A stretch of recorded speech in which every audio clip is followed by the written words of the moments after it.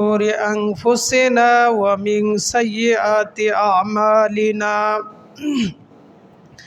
من يهده الله فلا مضل له ومن يضلل فلا هادي له أشهد أن لا إله إلا الله وحده لا شريك له وأشهد أن محمدًا عبده ورسوله يا أيها الذين آمنوا اتقوا الله حق تقاته اتقوا الله حق تقاته ولا تموتن إلا وأنتم مسلمون يا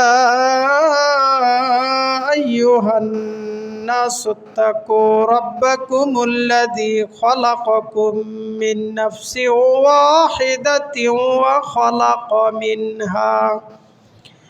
وخلق منها زوجها وبث منهما رجالا كثيرا ونساء واتقوا الله الذي تساءلون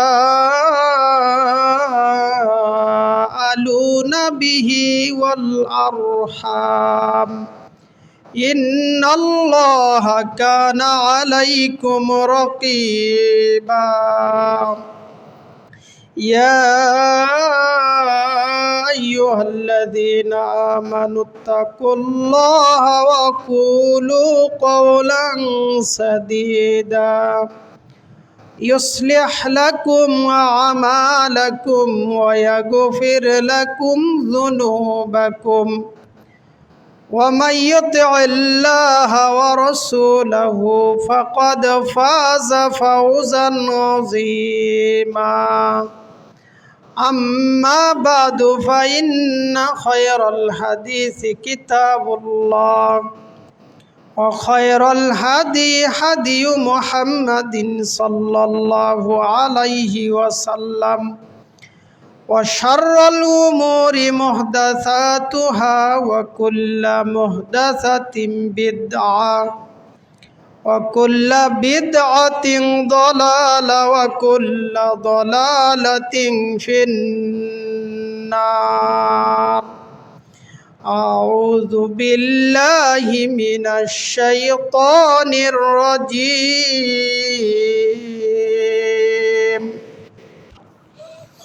إن الله يأمر بالعدل والإحسان وإيتاء ذي القربى وينهى عن الفحشاء والمنكر والبغي يعظكم لعلكم تذكرون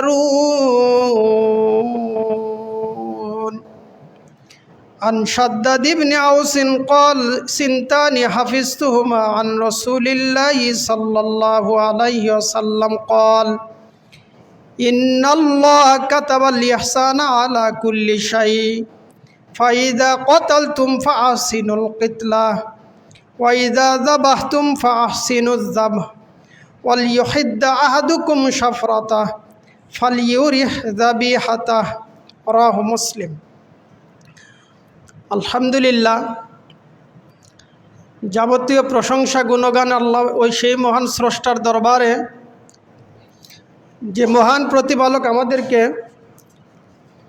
আল্লাহ তাআলার বিধান আদায়ের লক্ষ্যে জুমার সালাত আদায়ের উদ্দেশ্যে জুমার ঘর মসজিদে আসার সালাতের পূর্বে খুতবায় কিছু কথা বলার এবং শোনার সুযোগ দিয়েছেন তার শুকরিয়া বলি আলহামদুলিল্লাহ। সালাত এবং সালাম সর্বশেষ এবং শ্রেষ্ঠ রাসূলের প্রতি, যিনি আমাদেরকে আল্লাহ তাআলার পক্ষ থেকে যাবতীয় বিষয় স্পষ্টভাবে বর্ণনা করে দিয়েছেন। যিনি আল্লাহর শরীয়তের ব্যাপারে কোনো খিয়ানত না করে আল্লাহ সুবহানাহু ওয়া তাআলা যেভাবে নাজিল করেছেন সেভাবে আমাদের সামনে উপস্থাপন করেছেন, যিনি সর্বশেষ এবং শ্রেষ্ঠ, তার প্রতি সালাত এবং সালাম সাল্লাল্লাহু আলাইহি ওয়াসাল্লাম। মসজিদে উপস্থিত দ্বীনি মুসলিম ভাই ও বোন, আমি খুতবায় সূরা নাহাল এর 90 নম্বর আয়াত এবং বুখারী মুসলিম সহ অন্যান্য কিতাবের একটি হাদিস উপস্থাপন করেছি। উল্লিখিত আয়াত এবং হাদিস নিয়ে আমার আলোচনার বিষয় ইহসান, সদাচরণ, ভালো ব্যবহার, সদ্য ব্যবহার। আমি এই বিষয়ে সংক্ষিপ্ত কিছু আলোচনা রাখার চেষ্টা পাবো ইনশাআল্লাহ। আমাদের সামনে কুরবানির সময় আগত, সামনে আর 1 মাস পর আমরা কুরবানির ঈদ পাবো ইনশাআল্লাহ। আমার খুব মনে পড়ে যে এখানে তো মাঝে মাঝে আসা হয়। গত বছরও কুরবানির ঈদের 1 মাস আগে এসেছিলাম। সেখানে আলোচনার বিষয় ছিল কুরবানি থেকে শিক্ষা, অর্থাৎ কুরবানি থেকে আমাদের শিক্ষা হলো আমাদেরকে মুসলিম হতে হবে, আত্মসমর্পণকারী হতে হবে। যেভাবে ইব্রাহিম আলাইহিস সালাম আল্লাহ সুবহানাহু ওয়া তাআলার আদেশের সম্মুখে তিনি আত্মসমর্পণ করেছিলেন, এমনকি তার ছোট্ট ছেলে ইসমাইল আলাইহিস সালাম তিনিও আল্লাহ সুবহানাহু ওয়া তাআলা যা আদেশ করেছেন সেটা মান্য করেছেন। আল্লাহ তাআলা বলেছেন ফাআসলামা ওয়া তাল্লাহু লিল জাবিন, তারা বাবা এবং ছেলে দুজনেই আল্লাহ সুবহানাহু ওয়া তাআলার কাছে আত্মসমর্পণ করেছিল, তারা মুসলিম হয়েছিল। কিভাবে? আল্লাহ আদেশ করেছিলেন ইব্রাহিম আলাইহিস সালামকে যে তুমি তোমার সন্তানকে জবেহ করো। কাকে? ইসমাইল আলাইহিস সালামকে। তো তিনি স্বপ্নে দেখার পর ছেলেকে যখন বললেন, তখন ছেলে বলেছিলেন ইয়া আবাতি মা তুমার, আপনি স্বপ্নে যা দেখেছেন আপনি তা বাস্তবায়ন করেন। সাতাজিদুনি ইনশাআল্লাহু মিনাস সাবিরিন, আপনি আমাকে ধৈর্যশীলদের অন্তর্ভুক্ত পাবেন। আল্লাহ আপনাকে যা আদেশ করেছেন আপনি সে আদেশের বাস্তবায়ন করেন। সেটা কি? তিনি স্বপ্নে দেখেছিলেন যে ছেলেকে জবেহ করছেন। আর নবীদের স্বপ্ন ওহী, এটা সত্য। তাই তারা বাবা এবং ছেলে দুজনে একমত হয়ে ছেলে শুয়ে গেলেন আর বাবা তাকে জবেহ করার জন্য প্রস্তুত হয়ে গেলেন। তো এটা ছিল কুরবানির একটা শিক্ষা। তো কুরবানির আগে হয়তো বা আর আসা হবে না, এটাই কুরবানির আগের খুতবা। তাই কুরবানি বিষয়ে কিছু কথা আজকে বলবো ইনশাআল্লাহ। সেটা কি? ইহসান, সদাচরণ, ভালো ব্যবহার। এই ভালো ব্যবহার নিয়ে শুধু কুরবানি নয়, আমাদের সারাটি জীবন এর সাথে সম্পর্কিত হওয়া উচিত। যদি এর সাথে আমাদের সম্পর্ক না থাকে তাহলে আমরা সফলতা পাবো না। ইহসান শব্দটি আরবি, আর বাংলা শব্দের অর্থ হলো সদাচরণ, সদ্য ব্যবহার, ভালো ব্যবহার। ইহসানের আরো কয়েকটি অর্থ। আল্লাহ সুবহানাহু ওয়া তাআলা বলেন ইন্নাল্লাহা ইয়া'মুরু বিল আদলি ওয়াল ইহসান ওয়া ইতাই যিল কুরবা ওয়া ইয়ানহা আনিল ফাহশাই ওয়াল মুনকারি ওয়াল বাগই। আল্লাহ সুবহানাহু ওয়া তাআলা বলেন ইন্নাল্লাহা ইয়া'মুর, অবশ্যই তোমার প্রতিপালক আদেশ করেছেন 3টি বিষয়ের আদেশ।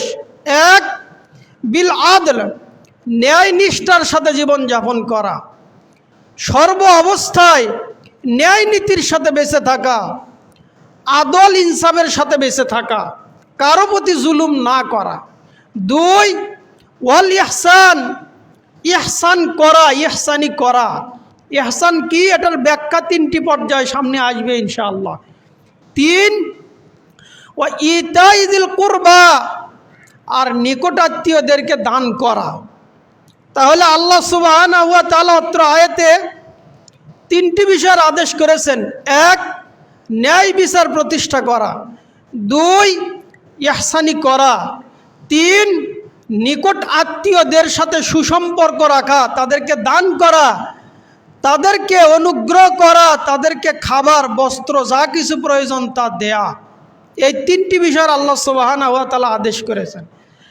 অত্র আয়াতে নিষেধ করেছেন তিনটি বিষয়। আল্লাহ বলেন ওয়া ইয়ানহা আনিল ফাহশা, তিনি যাবতীয় অশ্লীলতাকে নিষেধ করেছেন। ওয়াল মুনকার, আর শরীয়ত যে বিষয়গুলোকে হারাম অবৈধ ঘোষণা করেছেন এই বিষয়গুলোকে নিষেধ করেছেন। ওয়াল বাগি, সীমালঙ্ঘন করা, ব্যভিচার করা, পাপ কাজের সাথে যুক্ত হওয়াকে আল্লাহ তাআলা নিষেধ করেছেন।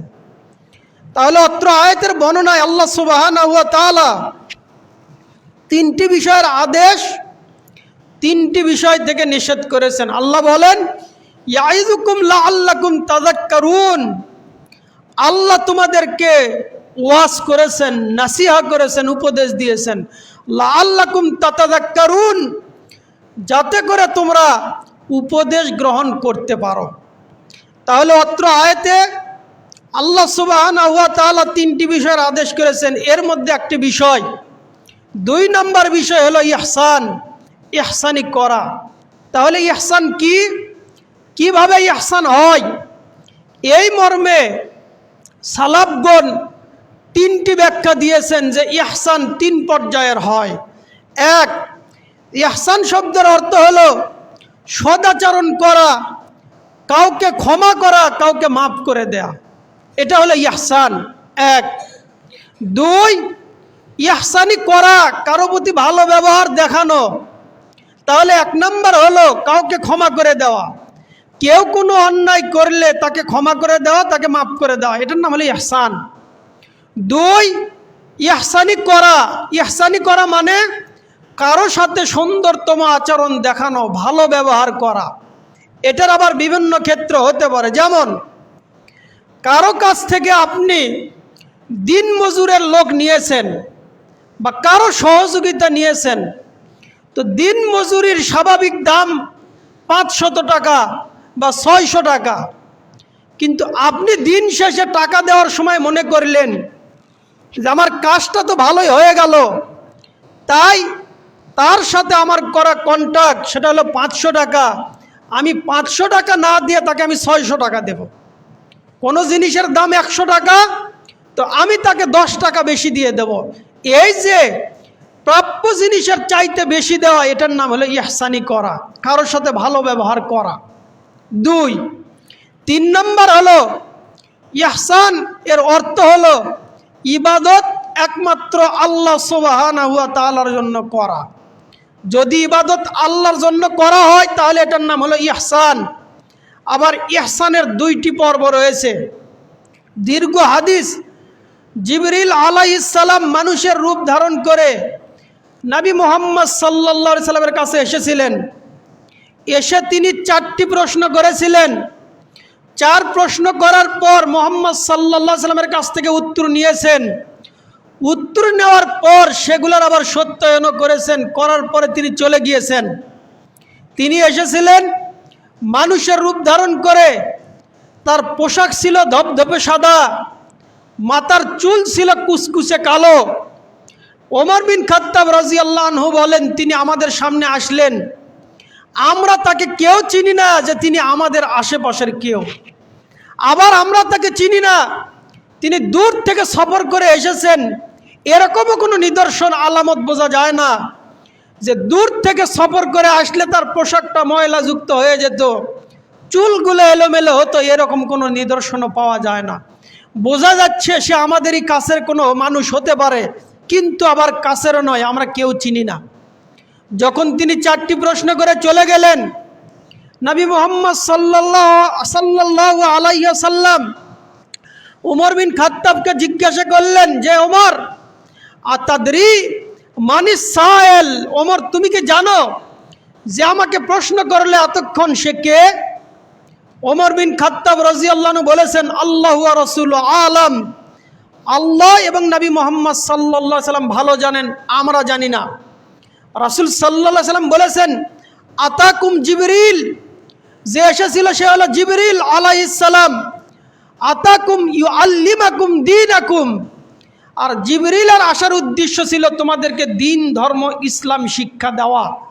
তার মানে বোঝা যায় অত্র হাদিসে যে প্রশ্নগুলো, এই প্রশ্নটাই হলো দিন, এই প্রশ্নগুলোর উত্তরই হলো ইসলাম। সেটা কি? জিবরিল আলাইহিস সালাম পরপর 3টি প্রশ্ন করেছিলেন। 1, ইসলাম কাকে বলে? 2, ঈমান কাকে বলে? 3, ইহসান কাকে বলে? আর দিন ইসলামের 3টি স্তর। প্রাথমিক স্তর হলো ইসলাম, মুসলিম হওয়া, বাহ্যিকভাবে দেখানো যে আমি ইসলাম ধর্ম গ্রহণ করেছি, বাহ্যিকতায় তার মধ্যে ইসলাম থাকতে হবে। 2, ঈমান, যেটা আভ্যন্তরীণ ব্যাপার, যেটা ইসলামের চাইতে আরো উচ্চমানের। 3, ইহসান, ইবাদতে সদাচরণ করা, আল্লাহর জন্য ইবাদত করা। এটা হলো 3য় স্তর, সর্বোচ্চ স্তর। এই স্তরে পৌঁছে গিয়ে ইবাদত করতে হয়। আমার আলোচনার সাথে সম্পর্কিত 3 নম্বর বিষয়, জিবরিল আলাইহিস সালাম প্রশ্ন করেছিলেন, আখবিরনি আনিল ইহসান, হে নবী আপনি বলেন যে ইহসান কি? রাসূল সাল্লাল্লাহু আলাইহি সাল্লাম তার প্রশ্নের উত্তরে বলেছেন, আন তা'বুদাল্লাহ কাআন্নাকা তারা, তুমি এমন ভাবে ইবাদত করবে যেন তুমি আল্লাহকে দেখতে পাচ্ছ। তুমি ইবাদত এমন ভাবে করবে যে তুমি আল্লাহকে দেখতে পাচ্ছ। ফাইল্লাম তাকুন তারা ফাইন্নাহু ইয়ারাক, যদি তুমি আল্লাহকে দেখতে না পাও তাহলে দ্বিতীয় এই বিশ্বাস নাও যে আল্লাহ তোমাকে দেখতে পাচ্ছেন। এটাই হলো ইহসান, এটাই হলো ইবাদতের সদাচরণ, এটাই হলো আল্লাহর সাথে আল্লাহকে আল্লাহ হিসেবে মেনে নেওয়ার সর্বোচ্চ শিষ্টাচার, সর্বোচ্চ ভালো ব্যবহার। এটা হলো আল্লাহর সাথে উত্তম ব্যবহার। তাহলে সেটা কি? 1, এমনভাবে ইবাদত করা যে আমার ইবাদত আমি যেন আল্লাহকে দেখতে পাচ্ছি, আমার এই ইবাদত শুধুমাত্র আল্লাহ সুবহানাহু ওয়া তাআলার জন্য, আর কারোর জন্য নয়, লৌকিকতার জন্য নয়, লোক দেখানোর জন্য নয়, সমাজ সামাজিকতার জন্য নয়, মানুষের বাহবা পাবো এই জন্য নয়। ইবাদত হবে একমাত্র আল্লাহ সুবহানাহু ওয়া তাআলার জন্য। এই বিশ্বাস নিয়ে যেন আমি আল্লাহকে দেখতে পাচ্ছি। বিশ্বাস যদি এত দূর পর্যন্ত না পৌঁছে, তখন অন্তত এতটুকু বিশ্বাস নিতে হবে যে আল্লাহ আমাকে দেখতে পাচ্ছেন। এই বিশ্বাস অবশ্যই অবশ্যই নিতে হবে। যদি এতটুকু বিশ্বাস না আসে, ইবাদত যদি আল্লাহর উদ্দেশ্যে না হয়ে জনগণের উদ্দেশ্যে হয়, মানুষ দেখানো হয়, লৌকিকতার জন্য হয়, তাহলে এই ইবাদত আর ইবাদত যে করেছে উভয়কে আল্লাহ সুবহানাহু ওয়া তাআলা নিক্ষেপ করবেন। এই ইবাদতের আল্লাহ সুবহানাহু ওয়া তাআলার কোনো প্রয়োজন নেই। যে ইবাদত লৌকিকতার জন্য হয়, সমাজ সামাজিকতার জন্য হয়। অর্থ সম্পদ আছে, আমি যদি হজ না করি মানুষ কি বলবে? অর্থ থাকার পরেও হজ করি না, মানুষ খারাপ বলবে, তাই আমি হজে গেলাম। আর হজ থেকে ফিরে আসার পর এখন যেখানেই পরিচয় দেয় নামের সাথে বলতে হয় আল হজ, আমি অমুক, আমি এবছর হজ করেছি। আর যদি একাধিক হজ থাকে তাহলে তো তার গর্বের আর শেষ নাই। কেন? মানুষের বাহবা পেতে হবে, মানুষ আমাকে হাজি বলবে, এই জন্য ইবাদত করা। আল্লাহ সুবহানাহু ওয়া তাআলা এই সমস্ত ইবাদত নেবেন না। যাদের ইবাদতে শিরক মিশ্রিত থাকবে তাদের ইবাদতকে কিয়ামতের দিন আল্লাহ সুবহানাহু ওয়া তাআলা ধূলিকণার ন্যায় উড়িয়ে দেবেন। এই ইবাদত মূল্যহীন হয়ে যাবে, ইবাদতের কোনো ওজন থাকবে না। মসজিদে উপস্থিত দিনী মুসলিম ভাই বোন, তাহলে আমাদের আলোচনার বিষয় ইহসান, সদাচরণ। যারা সদাচরণ করবে তাদের ফলাফল কেমন হবে? আর সদাচরণ করতে আল্লাহ সুবহানাহু ওয়া তাআলা আদেশ করেছেন, নবী মুহাম্মদ সাল্লাল্লাহু আলাইহি সাল্লাম আদেশ করেছেন, যে আলোচনা সামনে নিয়ে আসবো ইনশাআল্লাহ। এখন সদাচরণ যারা করবে তাদের কিছু ফজিলত 3 পয়েন্টে ভিন্ন ভিন্নভাবে বলা। 1, আল্লাহর জন্য ইহসান, ইবাদত আল্লাহর জন্য করা। যারা ইবাদত আল্লাহর জন্য করবে তাদের ফলাফল সম্পর্কে আল্লাহ সুবহানাহু ওয়া তাআলা বলেন, সূরা বাকারা আয়াত নম্বর 112, আল্লাহ বলেন, বালা মান আসলামা ওয়াজহাহু লিল্লাহ ওয়া হুয়া মুহসিন, যারা একমাত্র আল্লাহ সুবহানাহু ওয়া তাআলার সামনে নিজেকে আত্মসমর্পণকারী হয়ে যাবে।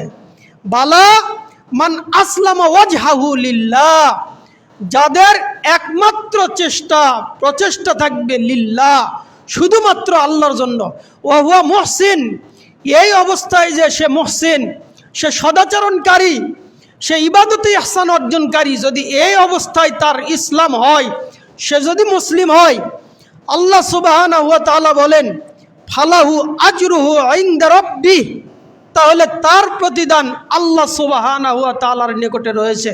আল্লাহ বলেন ওয়ালা খাউফুন আলাইহিম ওয়ালা হুম ইয়াহজানুন, তাদের থাকবে না কোনো ভয়, তাদের থাকবে না কোনো চিন্তা, তারা নির্ভীক চিত্রে কিয়ামতের মাঠে অবস্থান করবে। তাদের ভয় থাকবে না, সামনে কি হবে, সামনে কি হবে এই ভয় নাই, আর পেছনের কোনো চিন্তাও তাদের কাজ করবে না, যে দুনিয়াতে আমি কি করে আসলাম, এই চিন্তা তাদের মাথায় থাকবে না। কেন? তারা তো সমস্ত ইবাদত করেছে ওয়াহুয়া মুহসিন, ইহসানের সাথে, আল্লাহর সাথে, সদাচরণের সাথে। সুতরাং তাদের প্রতিদান আল্লাহ সুবহানাহু ওয়া তাআলার নিকটে। দ্বিতীয় বিষয় হলো ইহসানি করা, অনুগ্রহ করা, কারোর সাথে সুন্দরতম ব্যবহার করা, ভালো ব্যবহার করা। এই মর্মে 6টি ফজিলত, যেটা দ্বিতীয় খুতবায় বলবো। এখন ইহসানি করা সম্পর্কে রাসূল সাল্লাল্লাহু আলাইহি ওয়াসাল্লামের দিক নির্দেশনা, যেটা সামনে কুরবানি থেকে শুরু করে আমাদের সারাটি বছর এই ইহসান অর্জন করা, যেটা রাসূল সাল্লাল্লাহু আলাইহি ওয়াসাল্লাম আমাদেরকে আদেশ করেছেন। সাদ্দাদ বিন আওয়াস রাদিয়াল্লাহু আনহু থেকে বর্ণিত, তিনি বলেন যে রাসূল সাল্লাল্লাহু আলাইহি ওয়াসাল্লাম থেকে আমি 2টা বিষয় মুখস্থ করেছি। সিনতানে হাফিজতুহুমা আন রাসূলিল্লাহি সাল্লাল্লাহু আলাইহি ওয়াসাল্লাম, আমি রাসূল সাল্লাল্লাহু আলাইহি ওয়াসাল্লামের কাছ থেকে 2টি বিষয় মুখস্থ করেছি। ইন্নাল্লাহ কাতাবাল ইহসান আলা কুল্লি শাই, রাসূল সাল্লাল্লাহু আলাইহি ওয়াসাল্লাম বলেন আল্লাহ সুবহানাহু ওয়া তাআলা ইহসানি করা, সদাচরণ করা, ভালো ব্যবহার দেখানো প্রত্যেক বিষয়ের ওপরে আল্লাহ সুবহানাহু ওয়া তাআলা ফরজ করে দিয়েছেন। রাসূল সাল্লাল্লাহু আলাইহি ওয়াসাল্লাম বলেন ইন্নাল্লাহ কাতাবাল ইহসান, আল্লাহ সুবহানাহু ওয়া তাআলা ইহসানি করাকে কাতাবা, ফরজ করে দিয়েছেন, অবধারিত করে দিয়েছেন, অবশ্যই অবশ্যই পালনীয় বিষয় করে দিয়েছেন। এরপরে রাসূল সাল্লাল্লাহু আলাইহি ওয়াসাল্লাম বলেন ফাইদা কতালতুম ফা আহসিনুল কিতলা, সুতরাং যখন তোমরা কাউকে হত্যা করবে তখন তাকে সুন্দরতম পদ্ধতিতে হত্যা করবে। ফা আহসিনুল কিতলা, যখন তোমরা তাকে হত্যা করবে তখন তাকে সুন্দর পদ্ধতিতে হত্যা করতে হবে। সেটা কি? কেউ যদি কাউকে হত্যা করে, ইসলামের বিধানে তো 3 কারণে মানুষকে হত্যা করতে হয়, মানুষের আর বেঁচে থাকার অধিকার নাই। 1, কেউ যদি কাউকে হত্যা করে তাহলে তাকে হত্যার পরিবর্তে হত্যা, তাকে কিসাসের ভিত্তিতে তাকে হত্যা করে দিতে হবে। 2, কেউ যদি ইসলাম ধর্ম গ্রহণ করার পর ইসলাম ছেড়ে দিয়ে মুরতাদ হয়ে যায় তাহলে তার আর বেঁচে থাকার অধিকার নাই, তাকে হত্যা করে দিতে হবে। 3, কেউ যদি বিবাহিত নারী পুরুষ যেই জিনা করুক না কেন, বিবাহিত নারী পুরুষ যদি পরস্পরের সাথে জিনায় লিপ্ত আপতিত হয় তাহলে ওই নারী, ওই পুরুষ, বিবাহিত মহিলা, তাদের আর বেঁচে থাকার সুযোগ নাই, তাদেরকে হত্যা করে দিতে হবে। এই যে হত্যা করতে হবে, রাসূল সাল্লাল্লাহু আলাইহি ওয়াসাল্লাম বলেন ফাইদা কতালতুম ফা আহসিনুল কিতলা, তোমরা যখন তাকে হত্যা করবে তখন তাকে সুন্দর পদ্ধতিতে হত্যা করবে, তাকে অতিরিক্ত কষ্ট দিয়ে নয়, তার জন্য নির্যাতন করে, তাকে অতিষ্ঠ করে এই অবস্থায় তাকে হত্যা করা যাবে না। যদিও বিরোধী দল হলে কে কাকে হত্যা করে তার কোনো কষ্টের সীমা থাকে না, এইটা নয়, বরং কাউকে হত্যা করতে হলে রাসূল সাল্লাল্লাহু আলাইহি ওয়াসাল্লাম বলেন ফা আহসিনুল কিতলা, সুন্দরভাবে তাকে হত্যা করতে হবে। ওয়াইজা যাবাতুম ফা আহসিনুজ যিবহা, আর যখন তোমরা কোনো পশুকে জবাহ করবে ফা আহসিনুজ যাবহা, তখন ওই পশুকে তোমরা সুন্দরভাবে জবাহ করবে, পশুকে কষ্ট দেওয়া যাবে না। রাসূল সাল্লাল্লাহু আলাইহি ওয়াসাল্লাম এরপরে বলেন ওয়াল ইউহিদ্দা আহাদুকুম শাফরাতা ফাল ইউরি যাবিহাতা, তোমরা যখন কোনো পশুকে জবাহ করবে তখন তোমাদের পশু জবাহের পূর্বে তোমরা চাকুকে সুন্দর পদ্ধতিতে ধারালো করবে। ওয়াল ইউরি যাবিহাতা, আর পশু যেন তোমাদের জবাহের মাধ্যমে আরাম পায়, শান্তিপূর্ণভাবে পশু জবাহ হয়ে যায়। পশুকে জবাহ করার রাসূল সাল্লাল্লাহু আলাইহি সাল্লাম ইহসানি পদ্ধতি বলেছেন। সেটা কি? সুন্দরতম আচরণে পশু জবাই করা, পশু জবাইয়ের পূর্বে চাকু ধারালো করা। রাসূল সাল্লাল্লাহু আলাইহি সাল্লাম আয়েশা রাদিয়াল্লাহু আনহাকে বলতেন, ইয়া আয়েশা, হে আয়েশা, তুমি কি করো? চাকুকে ধারালো করো, তুমি চাকু বা ছুরিকে ধারালো করো। আয়েশা রাদিয়াল্লাহু আনহা তিনি নিজে চাকুকে পাথরে ঘুষে ঘুষে ধারালো করতেন। এই চাকু দিয়ে রাসূল মুহাম্মদ সাল্লাল্লাহু আলাইহি সাল্লাম পশু জবাই করতেন। পশু জবাইয়ের ক্ষেত্রে রাসূল সাল্লাল্লাহু আলাইহি সাল্লাম কয়েকটি দিক নির্দেশনা দিয়েছেন। একটা পশু জবাইয়ের পর ওই পশুর উপস্থিতি অন্য পশুকে এখানে দাঁড় করে রেখে পশু জবাই করা যাবে না। কেন? তাহলে ওই পশু বুঝতে পারবে যে আমার আগে যাকে জবাই করা হলো এরপরে আমাকে জবাই করা হবে, এতে করে পশুর কষ্ট হয়ে যাবে। তাই জবাইয়ের জায়গায় পশু নিয়ে আসবে, জবাই করবে, অন্য পশুগুলো আড়ালে থাকবে, এরপরে একটা পশু নিয়ে আসবে, আবার ওই পশুকে জবাই করবে, এভাবে চলমান থাকবে। একসাথে অনেকগুলো পশু বাঁধা, তাদের সামনে পশু জবাই করা, যেটা আমরা দেখতে পাই গরুর গোস্তের যখন খুব বেশি চাহিদা থাকে তখন কসাই নামক ডাকাতেরা তারা এই গরুকে তাদের সামনে বেঁধে রাখে, গরুর সামনে পশু জবাই করে, ওখানে গরু ছেলে চামড়া খোলার পর গোস্ত ওখানেই কাটে, আর পাশেই গরু শুধু তাকিয়ে তাকিয়ে দেখে। তাহলে যারা পশুকে বেঁধে রাখে পশু জবাই করে তারাও মূলত পশু, কারণ ওই পশুর কষ্ট সে বুঝতে পারেনি। মানুষ হলে তো বুঝতে পারতো, আল্লাহর বিধান তো মান্য করতে পারতো। আল্লাহ সুবহানাহু ওয়া তাআলা পশুর উপর ইহসানি করাকে ফরজ করে দিয়েছেন। তাহলে এক নম্বর বিষয়, একটা পশুর উপস্থিতিতে আরেক পশুকে জবাই করা যাবে না। দুই, পশু জবাইয়ের পূর্বে চাকুকে খুব ধারালো করে নিতে হবে। তিন, আর পশু জবাইয়ের স্থানে পশুকে অতিরিক্ত কষ্ট দিয়ে সেখানে নিয়ে এসে পশু জবাই করতে হবে, এইটাও করা যাবে না।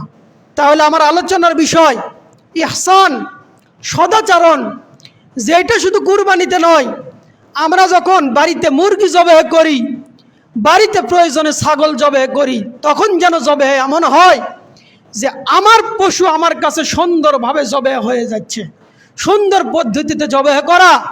যদি তা না হয় পশুর কষ্ট হয়ে যায়। আর পশুকে কষ্ট দেওয়া শুধু পশু নয়, আল্লাহ তাআলা যাবতীয় বিষয়কে কষ্ট দেওয়াকে হারাম ঘোষণা করেছেন। মসজিদে উপস্থিত দ্বীনি মুসলিম ভাই বোন, পশু জবাইয়ের ক্ষেত্রে আমাদের সমাজে আরেকটি ভুল লক্ষ্য করা যায়, সেটা হলো পশুকে জবাইয়ের পরেই যারা কষায় তারা কি করে? পশুর পায়ের রক কাটা শুরু করে দেয়। ওদিকে পশু নড়ছে, গরু ছাগল নড়াচড়া করে, তারা পায়ের রক কাটা শুরু করে। আর কিছু মানুষ দেখবেন পশু যেন নড়াচড়া বন্ধ করে এজন্য চাকু নিয়ে পশুর গলায় এখানে একটা আঘাত দিয়ে দেয়, ফলে পশু আর নড়াচড়া করে না, পশু এখন ঠান্ডা হয়ে যায় অল্প সময়ের মধ্যে। কেন? এই পশু জবাইয়ের কারণে জবাই হয়নি। পশু জবাইয়ের পর একটা পশু ঠান্ডা হতে অন্তত 5 মিনিট 10 মিনিট পর্যন্ত সময় লাগে। পুরো শরীর থেকে বেয়ে বেয়ে রক্তগুলো চলে আসে, পশু আস্তে আস্তে ঠান্ডা হয়ে যায়, এতে পশুর কষ্ট হয় না। কিন্তু যখন জবাইয়ের পরে পশুর গলায় চাকু দিয়ে খোঁচা দেওয়া হয়, তখন ওই পশু জবাইয়ের কারণে ঠান্ডা না হয়ে এই চাকুর গুঁতা পেয়ে ওই পশু স্ট্রোক করে, যার কারণে সে সাথে সাথে মারা যায়। এমনও হতে পারে যে পশু জবাইয়ের কারণে মারা না গিয়ে চাকুর খোঁচার কারণে মারা যায়, তার মানে ওই পশু জবাই হয়নি, ওই পশু স্ট্রোক করে মারা গিয়েছে, ওই পশুর গোশত খাওয়া যাবে না। সতর্ক সাবধান থাকা উচিত। এত তাড়াহুড়া কেন? পশু জবাইয়ের পরে এত জরুরত কেন যে পশু তাড়াতাড়ি ছিলতে হবে? 10 মিনিট থাক না, পশুটা ঠান্ডা হোক, আস্তে ধীরে পশু, এরপরে চামড়া খুলতে হবে, তারপরে গোশত কাটতে হবে। এমনও দেখা যায় পশুর চামড়া ছেলা শেষ, এখনো নড়ে, গোশত কাটে তখনও নড়ে, মানে ওর অবস্থা এখনো স্বাভাবিক হয়নি। মসজিদে উপস্থিত দ্বীনি মুসলিম ভাই বোন, তাহলে আলোচনার বিষয় যেটা বুঝাতে যাচ্ছি সেটা হলো আল্লাহ সুবহানাহু ওয়া তাআলা আমাদের প্রতি ইহসানকে ফরজ করে দিয়েছেন, তিনি আদেশ করেছেন। সুতরাং ইহসান বা সদাচরণ মানুষের সাথে ভালো ব্যবহার করা। 2, মানুষকে ক্ষমা করা। 3, ইবাদত একমাত্র আল্লাহ সুবহানাহু ওয়া তাআলার জন্য করা। আলোচনাকে সংক্ষিপ্ত করতে হচ্ছে, কারণ আলোচনার সময় সীমিত থাকে, তাই যতটুকু আলোচনা করা হলো আল্লাহ আমাদেরকে সঠিক কথাগুলো বুঝে সেভাবে চলার তৌফিক দান করেন, আমিন। দ্বিতীয় খুতবায় সংক্ষেপে যারা মানুষের সাথে সদাচরণ করবে তাদের 6টি ফজিলত বলেই আলোচনা শেষ করব ইনশাআল্লাহ। আল্লাহ যেন আমাদেরকে সঠিক কথাগুলো জেনে বুঝে সেভাবে চলার তৌফিক দান করেন, আমিন।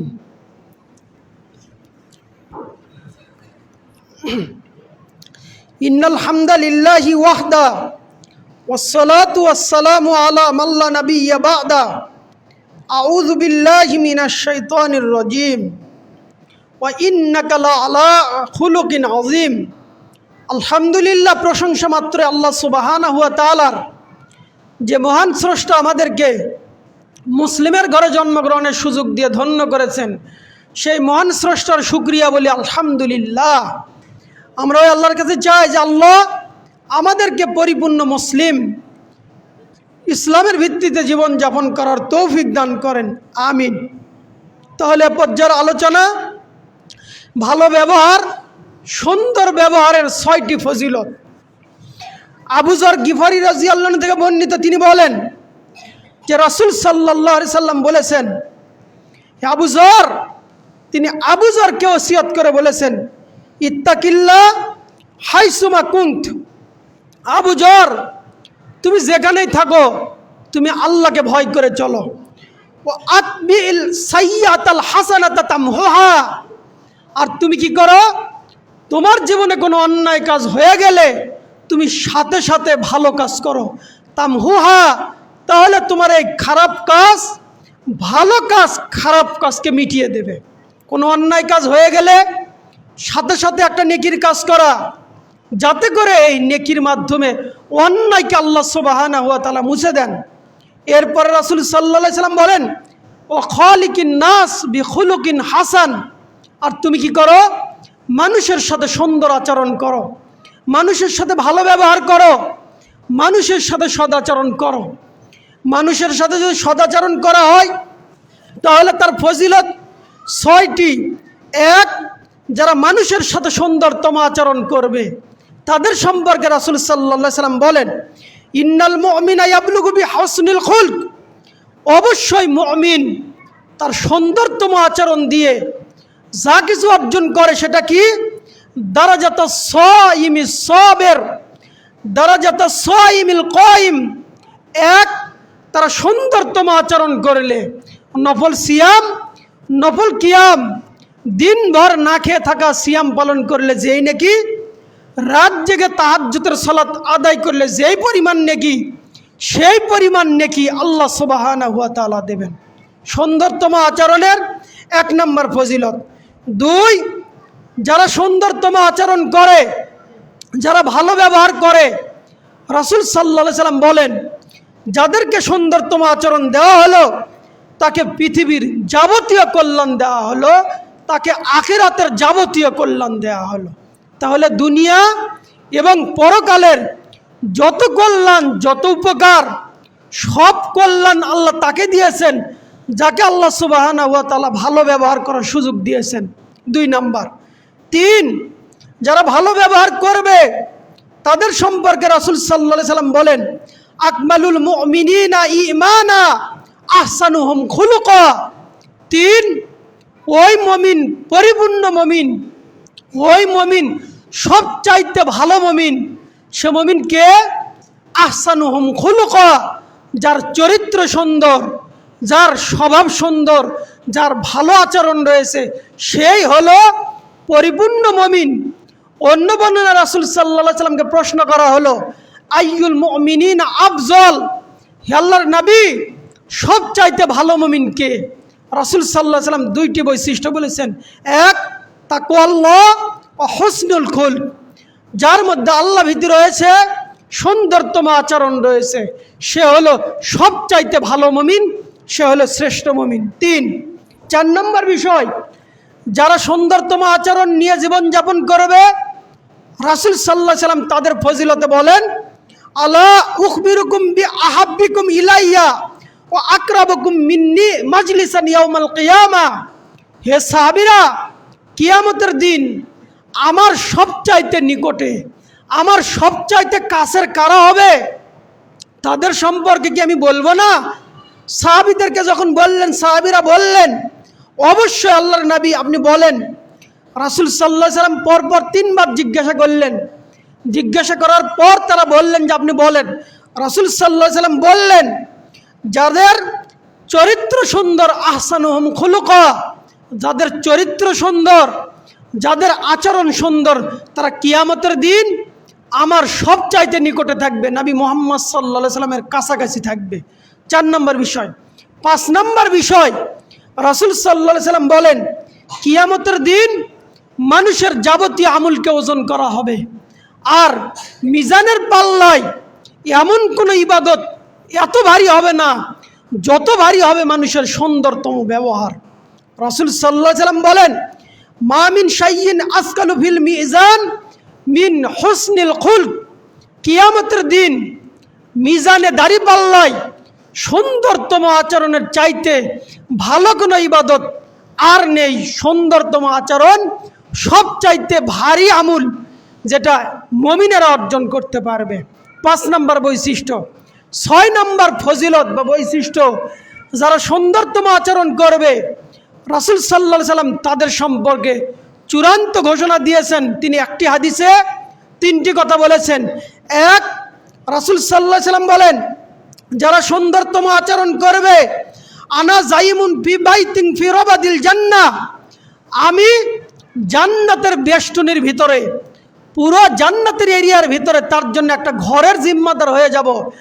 লিমান তারাকাল মিরা ওয়া ইন কানা মুহিক্কা, যে ব্যক্তি সত্যবাদী, সৎ হওয়ার পরেও মানুষের সাথে তর্ক করা ছেড়ে দেয়, তার জন্য জান্নাতের বেষ্টনীর ভিতরে একটা ঘরের জিম্মাদারি নবী মুহাম্মদ সাল্লাল্লাহু আলাইহি সাল্লাম নিয়েছেন। 1। 2, রাসূল সাল্লাল্লাহু আলাইহি সাল্লাম বলেন, আমি ওই ব্যক্তির জন্য জান্নাতের মাঝখানে একটি ঘরের জিম্মাদারি নিয়ে নিলাম।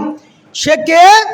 ওই ব্যক্তি লিমান তারাকাল কাযিব ওয়া ইন কানা মাযিহা, যে ব্যক্তি মিথ্যা কথা বর্জন করলো, সব সময় সত্যবাদী হলো। ওয়া ইন কানা মাযিহা, যদিও ঠাট্টা করে হয়, পরস্পরকে মজা দেওয়ার জন্য হয়, এরপরে সে মিথ্যা বলে না, সত্যবাদিতা অর্জন করে।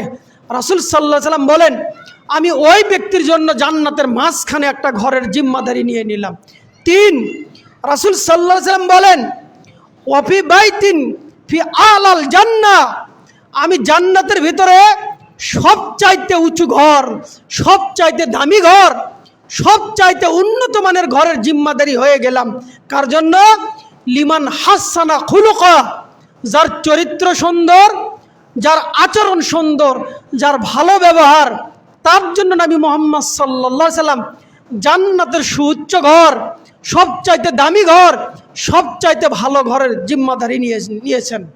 মসজিদে উপস্থিত দিনী মুসলিম ভাই ও বোন, আলোচনার সারসংক্ষেপ। আজকের আলোচনার বিষয় ছিল ইহসান, সদাচরণ। আমরা প্রথম দিকে জানলাম সদাচরণের 3টি ধাপ। 1, সদাচরণ মানে কারো অন্যায় দেখার পরেও তাকে ক্ষমা করে দেওয়া, তাকে মাফ করে দেওয়া, সামর্থ্য থাকার পরেও তার প্রতিশোধ বদলা না নিয়ে ক্ষমা করে দেয়া। 2, কারোর সাথে সুন্দরতম আচরণ করা, প্রয়োজনের অতিরিক্ত দেয়া। 3, ইবাদতে সুন্দরতম আচরণ করা। আর সুন্দরতম ব্যবহার বলতে গিয়ে পশু জবাহের কথা বললাম, সেটা হলো পশুকে সুন্দর পদ্ধতিতে জবাহ করা। দ্বিতীয় খুতবায় আলোচনা, যারা সুন্দরতম আচরণ করবে তাদের 6টি ফজিলত। 1, সিয়াম এবং কিয়ামের নেকি। 2, যারা সুন্দরতম আচরণ করবে তাদেরকে নবী মুহাম্মদ সাল্লাল্লাহু আলাইহি সাল্লাম বলেছেন তারা সবচাইতে উন্নত মানের জিনিস পেয়েছে। 3, যাদের সুন্দরতম আচরণ রয়েছে তারা হলো সবচাইতে ভালো মুমিন। 4, যাদের সুন্দরতম আচরণ তারা কিয়ামতের দিন নবী মুহাম্মদ সাল্লাল্লাহু আলাইহি সাল্লামের কাছে থাকবে। 4, 5, যারা সুন্দরতম আচরণ নিয়ে যাবে মিজানের পাল্লা সবচাইতে ভারী হবে সুন্দরতম আচরণ। 6, যারা সুন্দরতম আচরণ করবে তারা জান্নাতের মধ্যে সর্বোচ্চ মানের জান্নাত পেয়ে যাবে। আল্লাহ আমাদেরকে সদাচরণ অর্জন করে সদাচরণের ফজিলতগুলো পাওয়ার তৌফিক দান করেন, আমিন। যতটুকু আলোচনা করা হলো, আলোচনার ভুল ত্রুটি আল্লাহ ক্ষমা করে দিয়ে সঠিক কথাগুলো আমাদেরকে জানার, বোঝার এবং সে অনুসারে চলার তৌফিক দান করেন, আমিন।